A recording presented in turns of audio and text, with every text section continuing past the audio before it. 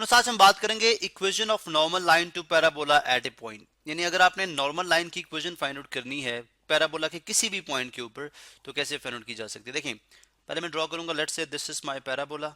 ठीक है, हम एक ऐसा पैराबोला लेते हैं जो कि ओपन होता है राइटवर्ड। ठीक है, this is my x axis, this is my y axis. ठीक है, अब मेरे पास एक ऐसा पैराबोला है जो राइटवर्ड ओपन होता है लाइक दिस। ठीक है, लाइक दिस।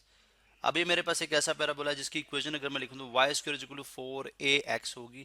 अब आपको पता है सम टाइम कुछ बुक्स के अंदर y square is equal to 4x, कुछ बुक्स के अंदर ये वाई स्क्वायर यानी इस ए की जगह पी भी लिखा हुआ है, यानी इस तरह भी लिखा हुआ y square is equal to 4px। अब px और ax is the same thing. ठीक है, px या a, p और a is the same thing, symbol का जस्ट फर्क है। अच्छा आप देखें y square is equal to 4ax। ठीक है, this is the equation of parabola, equation of parabola, equation of parabola. ठीक है, अब दिस इज द कर्व। अब ये चूंकि एक कर्व है, अब मैं ये फाइंड आउट करना चाह रहा हूँ किसी भी पॉइंट के ऊपर। फॉर एग्जांपल अगर मैं इस पॉइंट के ऊपर नॉर्मल ड्रॉ करना चाहता हूँ। ठीक है, अब नॉर्मल क्या होता है, टेंजेंट के परपेंडिकुलर होता है। नॉर्मल क्या होता है, टेंजेंट लाइन के परपेंडिकुलर होता है। What is tangent? एक ऐसी लाइन जो इस पैराबोला को इस पॉइंट पे टच करती हुई स्ट्रेट पास कर जाए। स्ट्रेट लाइन, एक ऐसी स्ट्रेट लाइन जो पैराबोला को सिंगल पॉइंट पे टच करता है। जैसे ये इस point, this point is P x y, I would say this point is P x y. अब यहाँ पे नॉर्मल क्या होगा, यहाँ पे नॉर्मल क्या होगा, यहाँ से परपेंडिकुलर लाइन, यहाँ से परपेंडिकुलर, दिस इज नॉर्मल। इसका मतलब अगर मुझे इस नॉर्मल की इक्वेशन फाइंड आउट करनी है, if I want to find the equation of this normal, if I want to find the equation of this normal, तो what I am suppose to do, मुझे क्या करना पड़ेगा, मुझे इस ये पॉइंट है, ये पॉइंट तो ऑब्वियसली मौजूद है because this is the same point जो कि इस पैराबोला के ऊपर भी मौजूद है, इस लाइन के ऊपर भी मौजूद है, यानी टेंजेंट लाइन के ऊपर भी मौजूद है, और जो है वो आपकी नॉर्मल के ऊपर, यानी कॉमन पॉइंट है ये। ठीक है, और लेकिन मुझे इस लाइन की स्लोप चाहिए, यानी जो नॉर्मल है इसकी स्लोप भी चाहिए। I need slope of this line, let's say this slope is m2। m2 तो अननोन है। ठीक है, स्लोप मीन कि ये लाइन कितनी इंक्लाइंड है। ठीक है, ये लाइन कितनी इंक्लाइंड है। अब देखिए बड़ा सिंपल सा एक तरीका ये भी हो सकता है कि मेरा अगर मैं ग्राफिकली देख लूँ तो ग्राफिकली तो मेरे लिए बड़ा आसान है, ग्राफिकली बहुत आसान है because this line is there. तो यहाँ पे आई कैन सी कि if I bring 1 unit change in x, ठीक है, तो उससे y में कितनी चेंज आएगी, तो डेल्टा y और डेल्टा x जो है मेरे पास स्लोप आ जाएगी। पॉइंट मौजूद है तो I can find the equation of normal. Equation of normal मैं फाइंड आउट कर सकता हूँ, इक्वेशन ऑफ नॉर्मल। ठीक है, by using point slope form, y minus y1 is equal to m2 into x minus x1। What is m2?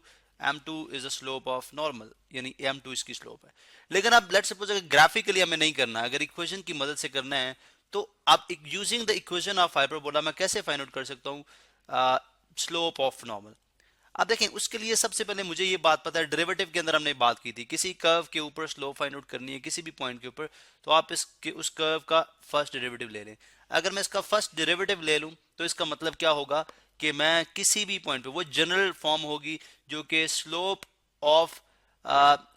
At any point on parabola, यानी parabola के किसी भी पॉइंट के ऊपर अगर आपने स्लोप फाइंड आउट करनी है तो आप उस स्लोप इक्वेशन को यूज, स्लोप फंक्शन को यूज करते हुए मालूम कर सकते हैं। चलें जी, मैं यहाँ पे देखता हूँ अब। चले मैं यहाँ पे y square is equal to 4ax, इसका मैं डेरिवेटिव लेता हूँ। ठीक है, देखें differentiating both side with respect to x, d by D x into y square, इसी तरह से डी बाई डी एक्स। ठीक है, सो आई वुड से कि यहाँ पे पावर फार्मूला एन एक्स की power n minus one, 2 - 1 is 1, and then without power composition function है तो d Y by D x आ जाएगा। ठीक है, d Y by D x आ जाएगा। इस तरह 4a is the constant quantity, 4a बाहर आ जाएगा। ठीक है, कोफिशिएंट है, और विदाउट कोफिशिएंट हम डेरिवेटिव ले लेंगे dx by D x which is 1, because ये तो 1 रहेगा। अब ऑब्वियसली मैं इसको ड्राइव करूंगा और मुझे डी वाई बाई डी चाहिए, I want to find d Y by D x first derivative. ठीक है, तो मेरे पास बन जाएगा 2y d Y by D x, d Y by D x is equal to 4a। So dividing both side by 2y, ठीक है, या multiplying both side bye 1/2y, इसके साथ भी 1/2 बिकॉज हमें डी वाई बाई डी एक्स अलग चाहिए, इसको भी 1/2y से मल्टीप्लाई करा दें। So I can cancel out, 2 से कैंसिल आउट हो जाएगा एंड y से कैंसिल आउट हो जाएगा। So d Y by D x is equal to 2 1s are 2 and 2 2s are 4, so this becomes 2a over y, 2a divided by y, this is dy by dx। अब देखें ये जो equation, ये जो मैंने यहाँ पे स्लो, ये जो मैंने d Y by d first derivative find out किया, this is the general representation, ये जनरल रिप्रेजेंटेशन है। आप इस पैराबोला के किसी भी पॉइंट पे अगर आप स्लो फाइंड आउट करना चाह रहे हैं, यहाँ पे, यहाँ पे, यहाँ पे, ठीक है, टेंजेंट लाइन फाइंड आउट करना, यानी टेंजेंट लाइन की स्लो फाइंड आउट करना चाह रहे हैं, तो बेसिकली बहुत आसान है। क्या करेंगे, आप y उस पॉइंट में जो y की वैल्यू होगी, यानी ऑर्डिनेट की जगह ऑर्डिनेट पुट करेंगे, और 2a, अब a भी ऑब्वियसली वो एक नंबर होगा, ठीक है, तो आप dy by D find out कर सकते हैं। लेकिन हम स्पेसिफिकली फाइंड कर रहे हैं कहाँ पे, एट पॉइंट px1, चले हम जनरलाइज की जगह स्पेसिफिक कर देते हैं, px1 y1, eight point px1 y1। सो मैं क्या करूंगा, अगर इसकी स्लोप मुझे देखनी है, slope of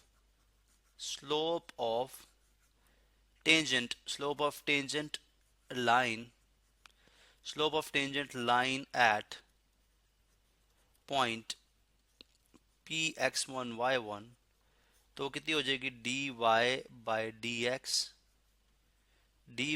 dx at point x1 y1, ये कितनी हो जाएगी, 2a over y1, 2a over y1, 2a over y1, यहाँ पे मैं लिख दूंगा 2a over y1, ठीक है। this is m1 which is the slope of the tangent line,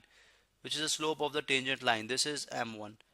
लेकिन हमें पता है कि टेंजेंट लाइन और नॉर्मल आपस में क्या होते हैं, परपेंडिकुलर होते हैं, दे मेक 90 डिग्रीज एंगल। इसका मतलब है इन दोनों की स्लोप का प्रोडक्ट -1 के इक्वल है, तो इसका मतलब है m1 times m1, therefore m1 times m2 is equal to -1। and what is m2 क्या है, m2 तो देखिए, m2 तो हमने फाइंड आउट करनी है, ठीक है, और m1 क्या है, is a given slope of the tangent line, ठीक है, 2a over y1 is equal to -1।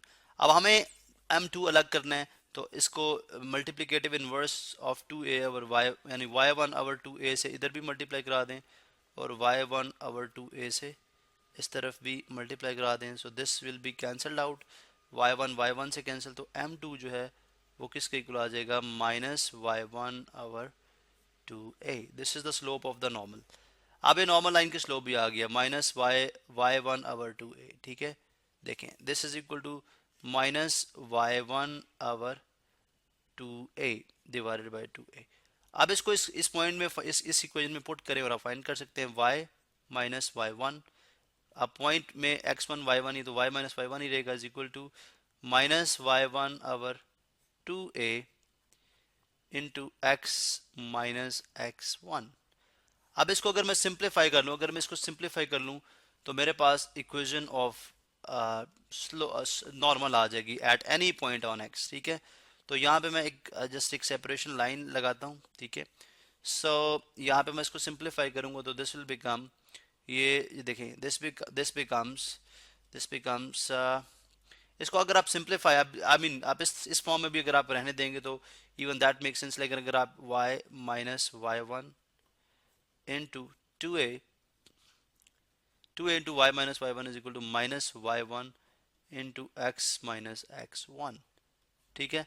So this is the equation of, या आप इसको भी कह सकते हैं, this is the equation of normal, this is equation of normal at any point on parabola, at any point on parabola, parabola के किसी भी पॉइंट के ऊपर, इस पॉइंट के ऊपर, इस पॉइंट के ऊपर, आप जिस पॉइंट के ऊपर भी equation of normal find out करना चाह रहे हैं, तो आप जस्ट क्या करेंगे, वो जो पॉइंट होगा, for example this is x2 y2, यानी एब्सिसा की जगह इसमें एब्सिसा पुट करेंगे, एब्सिसा की जगह एब्सिसा पुट करेंगे, ऑर्डिनेट की जगह ऑर्डिनेट पुट करेंगे, और आप जो है उसको सिंप्लीफाई कर लेंगे, तो आपके पास इस तरह, ये भी ऑब्वियसली ये भी एब्सिसा है, एब्सिसा की जगह एब्सिसा, ऑर्डिनेट की जगह ऑर्डिनेट, तो आप बड़े आराम से equation of normal find out कर सकते हैं। तो this represents equation of normal, ये है जी इक्वेशन ऑफ नॉर्मल, जो मैंने ऑलरेडी यहाँ पे लिखा हुआ है।